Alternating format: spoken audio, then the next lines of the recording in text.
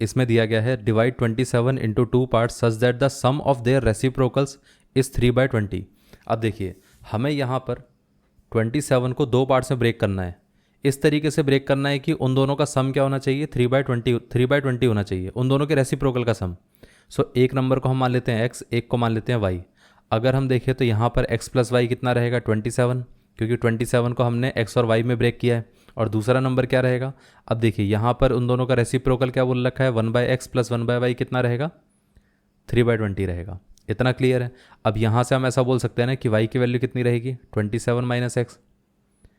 इसी y को हम यहाँ रिप्लेस कर देते हैं, तो यहाँ पर ये कितना आ जाएगा 1/x प्लस 1/, यह आ जाएगा 27 minus x is equal to कितना आ गया 3/20।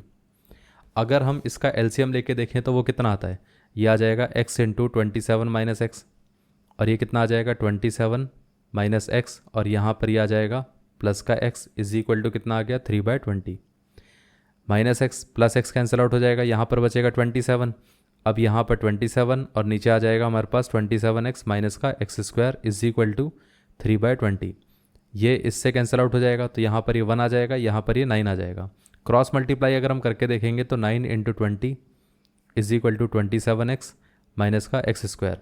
इस पूरे पार्ट को हम लेफ्ट साइड पे ला सकते हैं, तो यहाँ पर ये नंबर क्या बनेगा, ये आ जाएगा 180 and this one is plus का x² माइनस का 27x।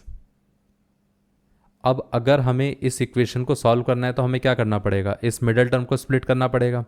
इसको हमें स्प्लिट इस तरीके से करना है कि ऐसे दो नंबर्स में जिनका सम क्या होना चाहिए माइनस का 27 और जिनका प्रोडक्ट क्या होना चाहिए 180।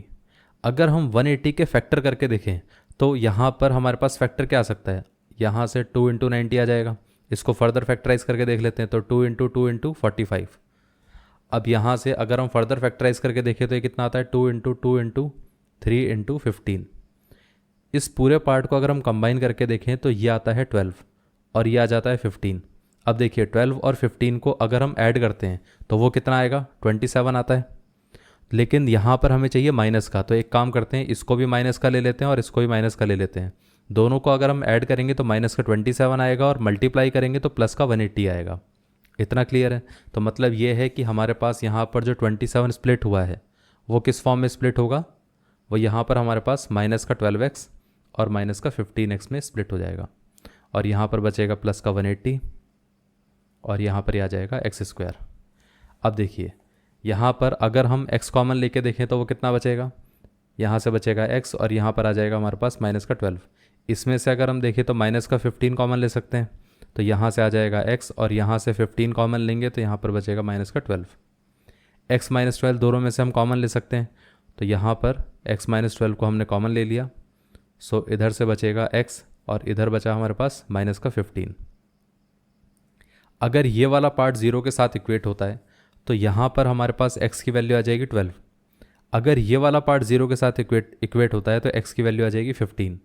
अब देखिए अगर x हमारे पास 12 रहेगा तो हमने देखा था कि y की वैल्यू कितनी थी 27 minus x which is 27 minus 12 which is 15।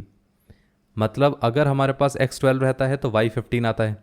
अगर हमारे पास यहाँ पर x 15 रहेगा तो y कितना आ जाएगा 27 माइनस, यहाँ पर ये आ गया x, तो ये आ जाएगा 27 माइनस 12, 27 माइनस 15, सो ये आ जाएगा 12। तो इसका मतलब ये है कि अगर x 12 तो y 15, अगर x 15 तो y 12। बेसिकली अगर हम देखें तो यहाँ पर हम सिंपल वे में ये बोल सकते हैं कि 27 को अगर हम ब्रेक करें तो एक नंबर हमारे पास 12 आता है और एक नंबर हमारे पास 15 आता है। ये दोनों नंबर्स हैं, तो हम सीधा ये भी बोल सकते हैं कि यहाँ पर हमारे पास आंसर क्या रहेगा, hence the required numbers are 12 and 15। इतना क्लियर है, ये आंसर है।